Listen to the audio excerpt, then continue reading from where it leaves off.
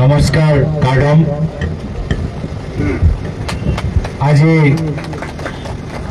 কপিলী মণ্ডল কংগ্ৰেছ দ্বাৰা আয়োজিত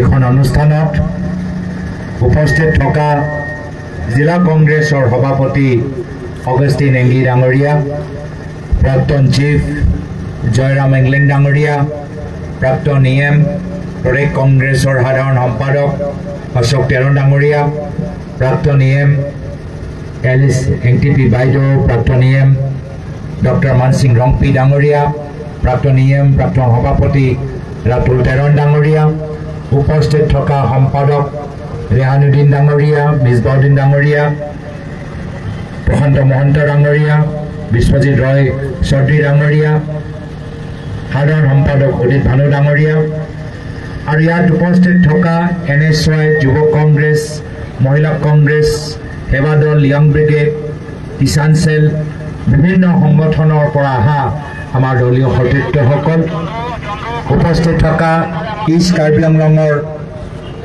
জিলা কংগ্ৰেছৰ সভাপতি ৰতন ইংতি ডাঙৰীয়া আৰু ইয়াত উপস্থিত থকা সাংবাদিক বন্ধুসকল, শ্ৰদ্ধেয় ৰাইজ, মই প্ৰথমে কপিলী মণ্ডল কংগ্ৰেছৰ সভাপতি আৰু বিষয়ববীয়াসকলক আজি এখন সুন্দৰ সভা আয়োজন কৰাৰ বাবে মোৰ ফালৰ পৰা অশেষ ধন্যবাদ, কৃতজ্ঞতা আৰু শুভেচ্ছা জ্ঞাপন কৰিছোঁ। বহুত কষ্টৰ মাজত আপোনালোকে এইখন মিটিং আয়োজন কৰিবলগীয়া হ'ল। বহুত প্ৰতিবাদ, বহুত আপোনালোকৰ আগত বাধা দিয়া গ'ল, কিন্তু তথাপিও আপোনালোকৰ কষ্ট বিনিময়ত আজি ইয়াত শ মানুহ উপস্থিত হৈছে। এয়া হ'ল আপোনালোকৰ কষ্টৰ ফল,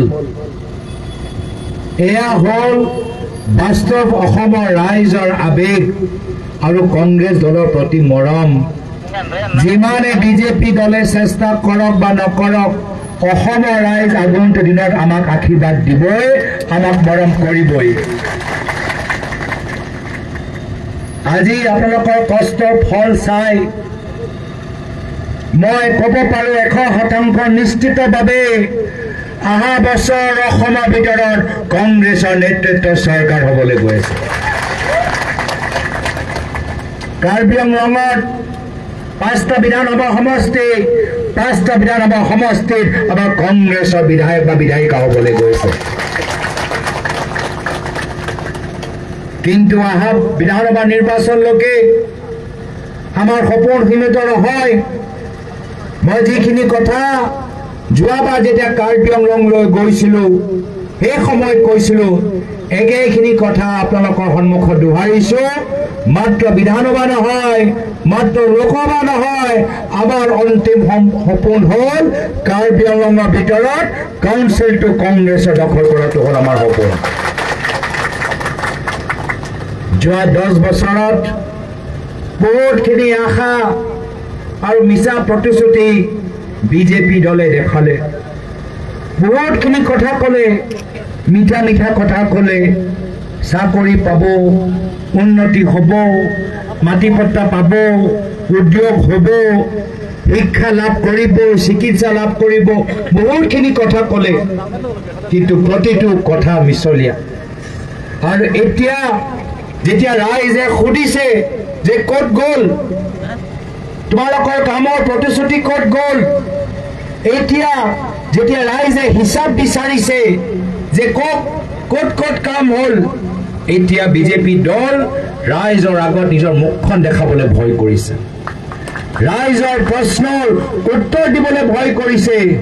ৰাইজে আজি কংগ্ৰেছৰ সভাত আহি সাহস লাভ কৰিছে, ৰাইজৰ সেই বৃদ্ধি হোৱা সাহস চাই এতিয়া বিজেপি দলে ভয় কৰিছে।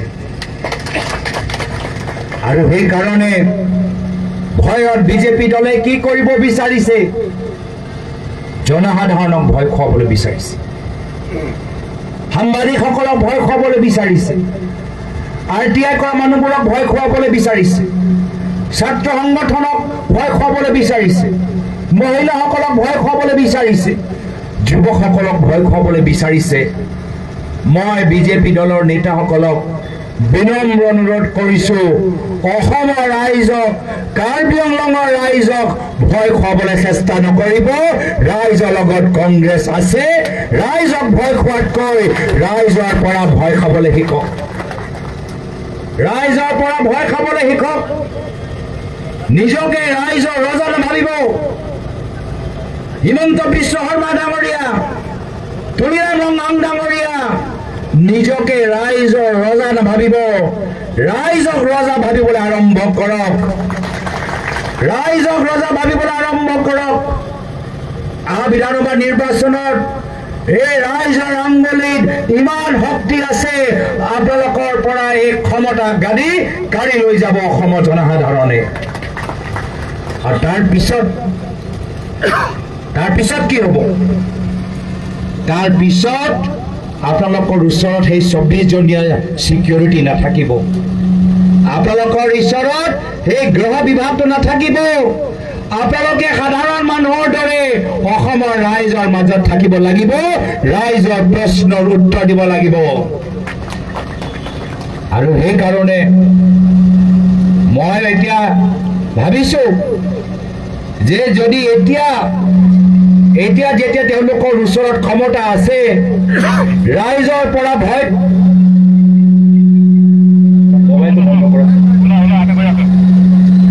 এতিয়া যেতিয়া তেওঁলোকৰ ওচৰত ক্ষমতা আছে এতিয়াৰ পৰা যদি ৰাইজক ভয় কৰিছে যিদিনা ক্ষমতা হাতৰ পৰা গুচি যাব কিমান তেওঁলোকে ভয় কৰিব মই তাৰ অনুমান এতিয়া পাইছো আৰু সেইকাৰণে মই যোৱাকালি ক'লো যে ৰায়ে হিমন্ত বিশ্ব শৰ্মা ডাঙৰীয়া বিধানসভা নিৰ্বাচনৰ পিছত অসমৰ ভিতৰত দেখা নাপাব ভয়তে অসমৰ পৰা গুচি যাব ক'ত যাব ডুবাই বা যাব ছিংগাপুৰ অসমৰ মাজত থাকিব নোৱাৰিব অসমৰ মানুহৰ খুব তেওঁলোকে সন্মুখত ল'ব নোৱাৰিব অসমৰ মানুহে যি ন্যায় দিবলৈ বিচাৰে অসমৰ মানুহৰ মাজত থাকিবলৈ ভয় কৰিব অসমৰ মানুহৰ পৰা বিদায় ল'ব হিমন্ত বিশ্ব শৰ্মা ডাঙৰীয়া অহা বছৰ গুচি যাব ডুবাই বা ছিংগাপুৰ তেওঁ হ'ব এনআৰআই হ'ব কিন্তু অকলে গৈ তেওঁ ভাল নাপাব অকলে বাহিৰত গৈ কোন ভাল পাব লাগিব নিজৰ লগত বন্ধু লাগিব নিজৰ লগত এজন সতীৰ্থ এতিয়া আপোনালোকে কওক হিমন্ত বিশ্ব শৰ্মা ডাঙৰীয়াৰ লগত আৰু ছিংগাপুৰত কোন আমি দেখা পাম সেয়া হ'ল আপোনালোকৰ চিফ তুলিৰাম ৰঙাং ডাঙৰীয়া দুয়োজনে ছিংগাপুৰ গৈ খুব ভাল পায়নে হয়নে নহয় আপোনালোকে চাব অহা বিধানসভা নিৰ্বাচনৰ পিছত ৰাইজে যেতিয়া কংগ্ৰেছৰ নেতৃত্বৰ চৰকাৰ গঠন কৰিব পিছদিনা হিমন্ত বিশ্ব শৰ্মা ডাঙৰীয়া তুলিৰাম ৰঙাং ডাঙৰীয়া ছিংগাপুৰৰ টিকেট কাটিব ছিংগাপুৰ গুচি যাব হাতত আছে 5 মাহ কাম কৰিব লাগে থলুৱা উদ্যোগক সহায় কৰিব লাগে এইখিনি কাম কৰা নাই উল্টা কাম কৰিছে 5 মাহ আছে কিমান আমি বাহিৰৰ উদ্যোগক ডাঙৰ ধনী মানুহক আমি ঠিকা দিব পাৰো এয়া লৈ তেওঁলোকে ব্যস্ত আজি তাৰিখত থলুৱা আমাৰ বাঁহ খেতি কৰা মানুহবোৰ আজি বাঁহ তেওঁলোকে বিক্ৰী কৰিব পৰা নাই এই 5 মাহৰ ভিতৰত থলুৱা খেতিয়কসকলক সহায় কৰিব লাগে বাঁহৰ এটা ভাল উদ্যোগ লগাব লাগে বাঁহৰ উদ্যোগ লগোৱাতকৈ হাজাৰ বিঘা মাটি দি দিলে আদানীক হাজাৰ বিঘা মাটি দি দিলে পতঞ্জলিক কিন্তু আমাৰ থলুৱা বাঁহ খেতি কৰা মানুহক নিজৰ খেতি কৰা বাঁহটো আজি বিক্ৰী কৰিবলৈ দিয়া নাই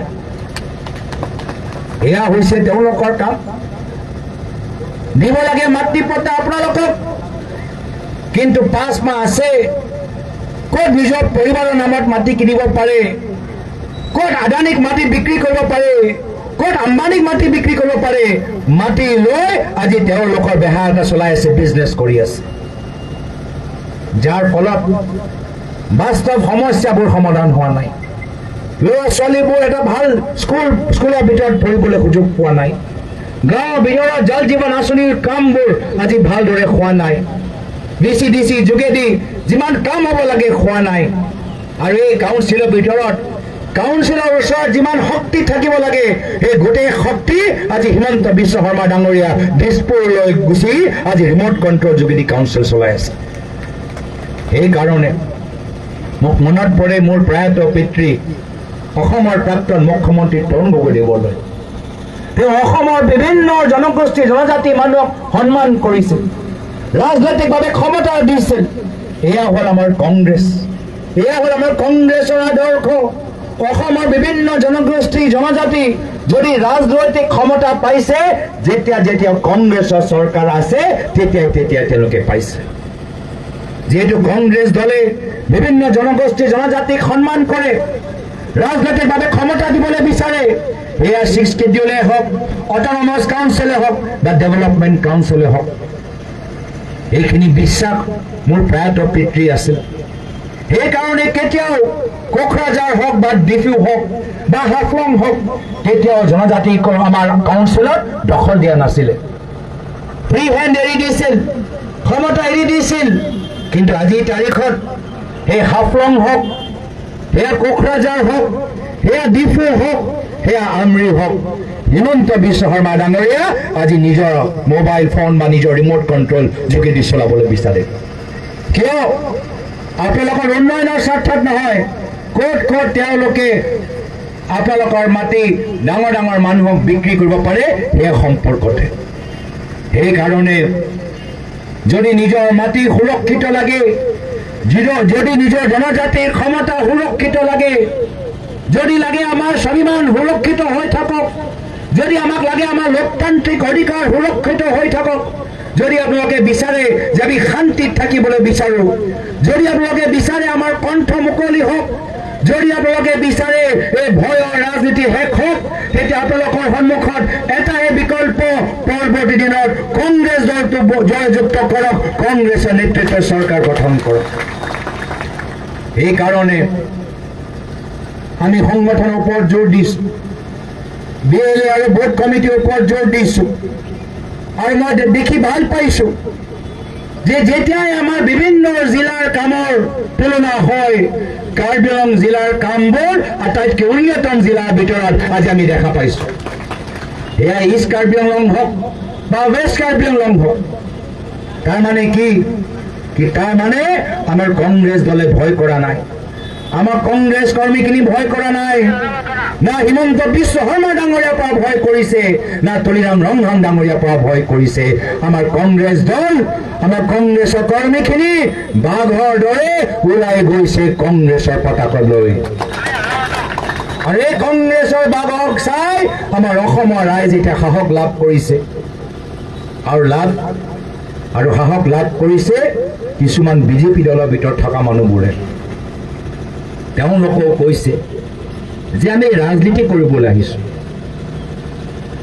আমি ৰাইজৰ সেৱা কৰিবলৈ ৰাজনীতিত ভৰি দিছোঁ।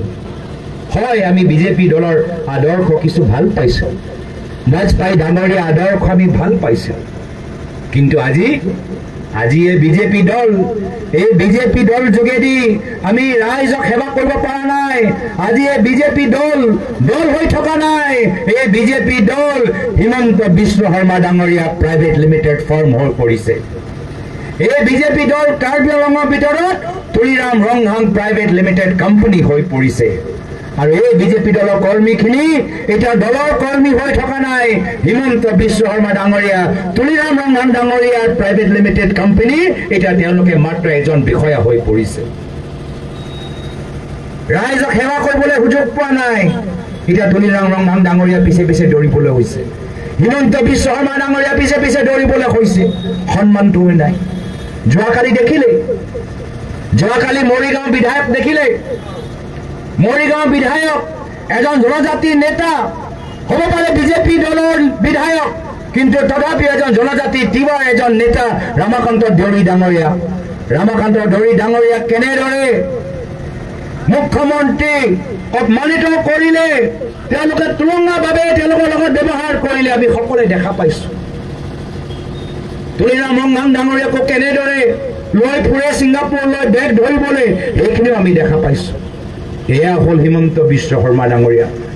সেয়া দেউৰী হওক, তিৱা হওক, বড়ো হওক, কাৰ্বি হওক, মিচিং হওক, ৰাভা হওক, ডিমা হাছাও হওক, তেওঁ কোনো জনগোষ্ঠী জনজাতিক তেওঁ সন্মান নকৰে।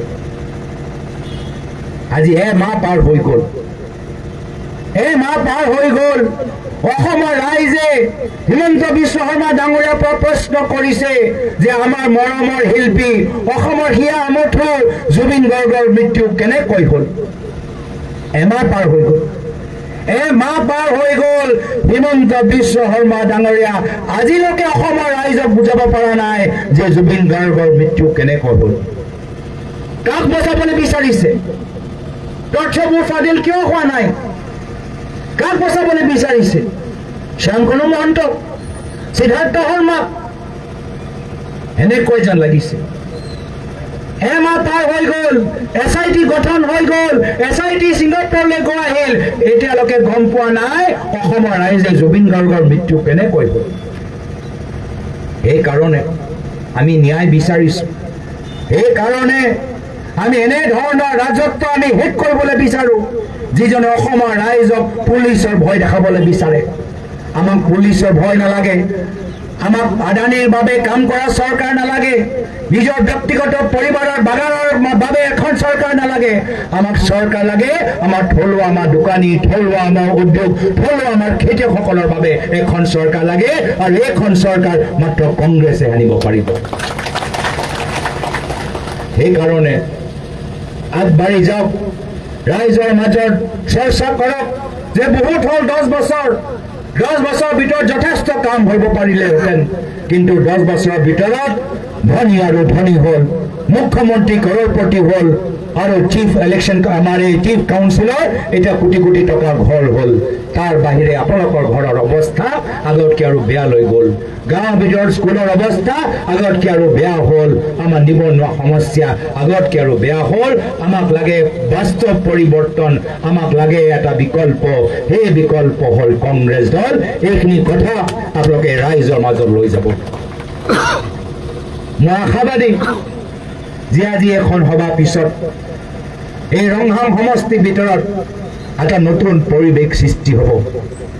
বিজেপি দলৰ মাজত আৰু আতংক সৃষ্টি হ'ব আৰু ভয় সৃষ্টি হ'ব।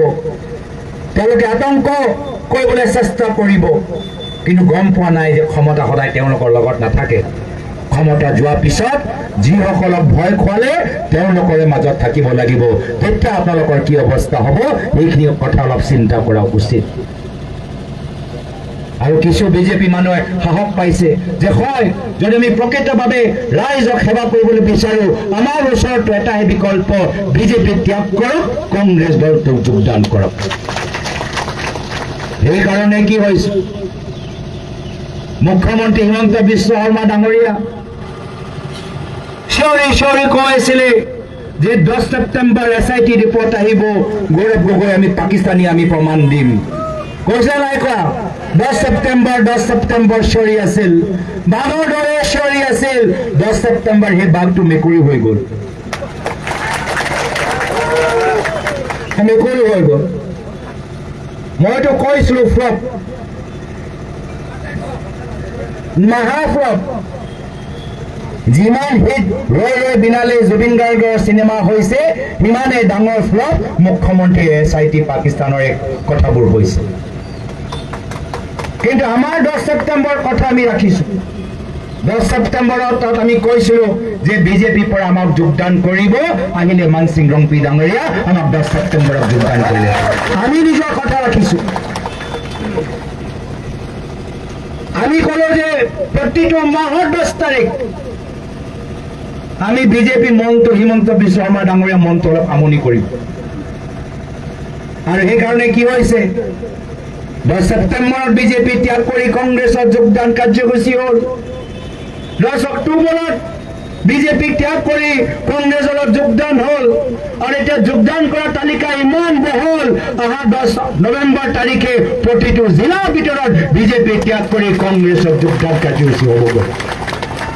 তো সেইকাৰণে ভয় নকৰিব, কোনো কাৰণত ভয় নকৰিব। যদি ভাবে যে কংগ্ৰেছত আহিলে আপোনালোকৰ আঁচনি কৰ্তন হ'ব, আপোনালোকে ভয় নকৰিব। কংগ্ৰেছ যেতিয়া আহিব সকলোৱে আঁচনি লাভ কৰিব।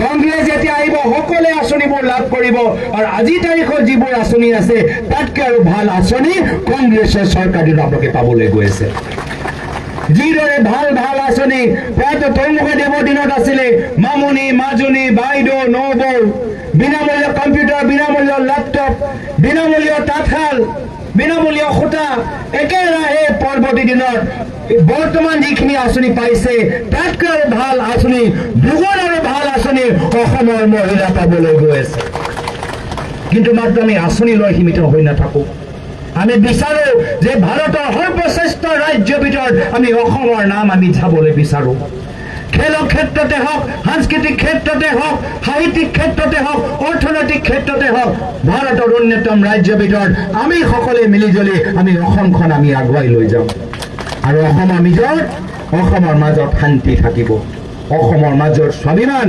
ৰাইজৰ স্বাভিমান জীয়াই থাকিব সেইকাৰণে এইখিনি কাম কৰিবলৈ হ'লে লাগিব আপোনালোকৰ সহায় লাগিব আপোনালোকৰ মৰম লাগিব আপোনালোকৰ আশীৰ্বাদ আৰু নিশ্চয় আজি এই সভা প্ৰমাণ কৰি দিছে যে ৰাইজৰ বাস্তৱ আশীৰ্বাদ আজি কংগ্ৰেছৰ লগত আছে মই এক মঞ্চৰ পৰা পুনৰবাৰ কপিলী মণ্ডল কংগ্ৰেছক কাৰ্বি আংলং জিলাৰ কংগ্ৰেছক আৰু ইয়াত উপস্থিত থকা আমাৰ শ ৰাইজক মোৰ ফালৰ পৰা অশেষ ধন্যবাদ মৰম কৃতজ্ঞতা যাচি ইয়াতে নিজৰ সমূহ দুএষাৰ যোৱা কেইটামান দিন গোটেই অসমৰ মানুহ অকল এটা চিন্তাত আছে যে আমাৰ মৰমৰ জুবিন দাৰ যে মৃত্যু হ'ল সাগৰত যে মৃত্যু হ'ল সেই মৃত্যুৰ ঘটনাটোৰ আচল তদন্ত হ'বনে নহ'ব আৰু দোষীসকলক আমি শাস্তি দিব পাৰিম নে নোৱাৰিম সেই কথাটোক লৈ অসমৰ চব মানুহে এতিয়া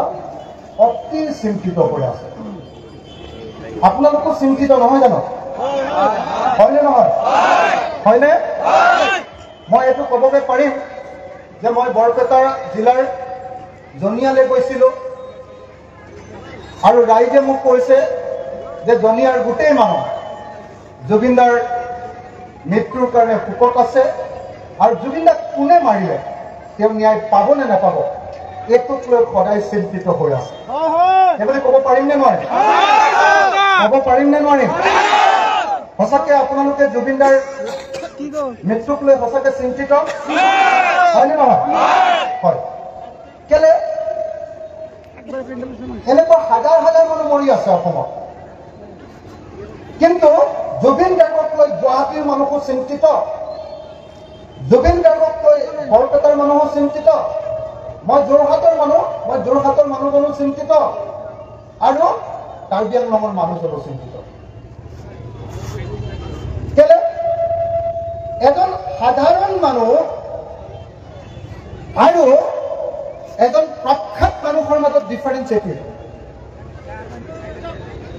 এজন সাধাৰণ মানুহ আৰু এজন বিখ্যাত যাক আমি মহৎ লোক বুলি কওঁ গ্ৰেট মেন বুলি কওঁ তেওঁৰ মাজত ডিফাৰেন্সটো এইটোৱে যে এজন মানুহে যি সময়ত অকল এজন মানুহক প্ৰতিনিধিত্ব কৰে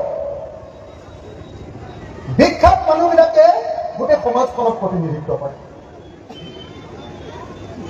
তেওঁ যিবিলাক কথা কয় সেইবিলাক অকল তেওঁৰ নিজৰ কথা নহয় সেইবিলাক কথা সমাজৰ আনবোৰ মানুহে ক'ব বিচৰা কথাবিলাকৰ অংশ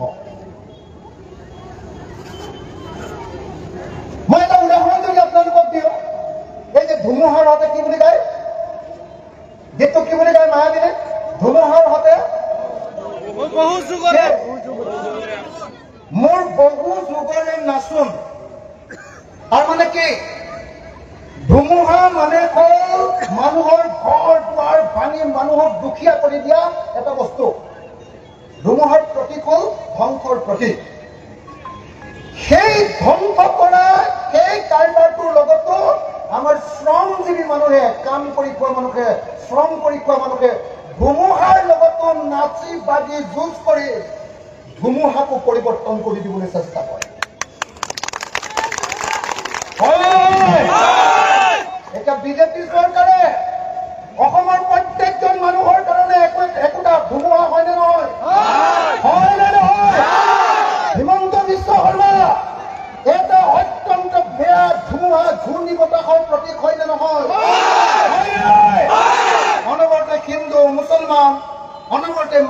কাটিম, অনবৰতে ঘৰ ভাঙিম, উচ্ছেদ কৰিম, এওঁলোকক গুলিয়াই মাৰিম, এওঁলোকক এনকাউণ্টাৰ কৰিম, অনবৰতে এটা ধুমুহাৰ নাম হিমন্ত বিশ্ব শৰ্মা, হয়নে নহয়? হয়নে নহয়? কিন্তু হিমন্ত বিশ্ব শৰ্মাই ইমান ধুমুহা আমাৰ মাজত মেলি দিয়াৰ পাছতো অসমৰ শ্ৰমজীৱী দুখীয়া মানুহে সেই ধুমুহাৰ লগতে উঠা নমা কৰি চিন্তা কৰি আছে যে কোনদিনা আমি এই জাত ধুমুহাক লুটিয়াই সাগৰলৈ পঠিয়াই দিব পাৰিম আৰু আকৌ আমি শান্তিত থাকিব পাৰিম। বুজি পালেনে নাই? বুজি পালেনে নাই? RSS, বিজেপি, হিমন্ত বিশ্ব শৰ্মা, এইবিলাক হল ধ্বংসকাৰী ধুমুহাৰ নাম, হয়নে? আৰু আমি শ্ৰমজীৱী মানুহ, হিন্দুৱে কওঁ বা মুছলমানে কওঁ, খ্ৰীষ্টানে কওঁ বা জৈনে কওঁ, মিয়াই কওঁ বা আহোমে কওঁ, ব্ৰাহ্মণে কওঁ বা কলিতাই কওঁ, যি জাতিৰে মানুহ নহওঁ কিয়, আমি শ্ৰমজীৱী মানুহে সেই ধুমুহা থকাৰ পাছতো এতিয়াও আশা জীয়াই ৰাখিছো। ধুমুহাত আমাৰ চব খতম হৈ গৈছে, কেতিয়াবা ঘৰ ভাঙি দিছে, কেতিয়াবা ল'ৰাটোক চোৰ বুলি ধৰি ৰাতিয়ে পুলিচে গুলিয়াই মাৰি দিছে। কোনো শ্ৰমজীৱী মানুহে গুৱাহাটীলৈ গৈ ইয়াৰ পৰা জনিয়াৰ পৰা এজনো মানুহ গুৱাহাটীলৈ বাছখনতো শান্তিৰে যাবলৈ ভয় কৰে, কৰে নে নকৰে? আমাৰ মূৰৰ ওপৰত এটা ধুমুহাৰ সৃষ্টি কৰিব খুজিছে আৰু হিমন্ত বিশ্ব শৰ্মাক বুঢ়া আঙুলি দেখুৱাই অসমৰ সকলো ৰাইজে কৈছে তোমাক আমি ধুমুহাৰ লগত উৰুৱাই পঠিয়াই দিম, 2026 তোমাক আমি ব্ৰহ্মপুত্ৰত দলিয়াই দিম, তোমাৰ নিচিনা ধুমুহাৰ লগত খেলিয়াই আমি ডাঙৰ হৈছো আৰু তোমাৰ নিচিনা ধুমুহা আমি বহুত জাক পাৰ কৰিছো, এই জাক ধুমুহাও আমি পাৰ কৰিব পাৰিম। হয়নে নহয়? হয়নে নহয়? এইটোৱে জয় জুবিন দাদে কৈছে, জুবিন দাই সেইটোৱে কথাই কৈছিলে, এইটো মনত ৰৈ দিয়কচোন, এইটো নালাগে, মানুহৰ মুখখিনি চাই থাকো, হয়নে নহয়? কথাটো বুজি পাইছেনে নাই? জুবিন দা আৰু এজন সাধাৰণ গায়কৰ মাজৰ পাৰ্থক্যটো কি? জুবিন দা আৰু সাধাৰণ গায়কৰ মাজৰ পাৰ্থক্যটো হল জুবিন দাই ধুমুহা হৈ থাকোতেও ধুমুহাৰ লগত যুঁজিবৰ কাৰণে আমাৰ মানুহৰ সাহস দিছে, হয়নে? আন্ধাৰৰ সৈতে কি বুলি কৈছে? কি বুলি কৈছে?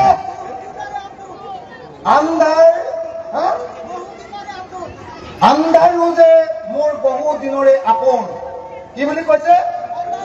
আন্ধাৰো যে মোৰ বহু দিনৰে আপোন। তাৰমানে কি? গোটেই সমাজখনত আন্ধাৰ কৈছে, মই গোটেই জীৱন আন্ধাৰতে আছো, আন্ধাৰ যিটো বেয়া বস্তু সিও মোৰ আপোন হৈ গৈছে, তাৰ পাছতো মই পোহৰৰ সপোন দেখিবলৈ এৰি দিয়া নাই। হয়নে নহয়? আমি কাম কৰি খোৱা মানুহ, যিবিলাকে আনৰ ঘৰত কামলা কৰো, যিবিলাকে আনৰ খেতিত কাম কৰো, যিবিলাকে বিল্ডিঙৰ কাম কৰিবলৈ যাওঁ, যিবিলাকে ইটা ভাটাত কাম কৰিবলৈ যায়, যিবিলাকে প্ৰত্যেকটো কাম কৰি এই সমাজখন জীয়াই ৰাখিছে, তেওঁলোকৰ কাৰণে জীৱনটো কেৱল আন্ধাৰ আন্ধাৰ আৰু আন্ধাৰ। সেই আন্ধাৰকো আপোন কৰি লৈ সেই আন্ধাৰৰ পৰা পোহৰ আনিবৰ কাৰণে যি যুদ্ধ চলোৱা হয় সিয়ে হল সংস্কৃতি। জুবিন দা তেনেকুৱা এজন শিল্পী আছে আৰু সেইকাৰণে জুবিন দাক আমি সকলোৱে ভাল পাওঁ, হয়নে নহয়? কথাটো বুজি পাইছেনে নাই সকলোৱে? বুজি পাইছেনে নাই? বুজি পাইছেনে নাই? হিমন্ত বিশ্ব শৰ্মা, বিজেপি আৰু RSS অসমত আন্ধাৰ বিয়পাই দিছে হিন্দু মুছলমানৰ মাজত সংঘাতৰ জৰিয়তে, হয়নে নহয়? আজিৰ দিনটোৰ আন্ধাৰ মানে কি? আজিৰ দিনটোৰ আন্ধাৰ মানে হিন্দু মুছলমানৰ সংঘাত সৃষ্টি কৰিবলৈ লোৱা সেই হিমন্ত বিশ্ব, বিজেপি আৰু RSSৰ কি কৰ্মকাণ্ড।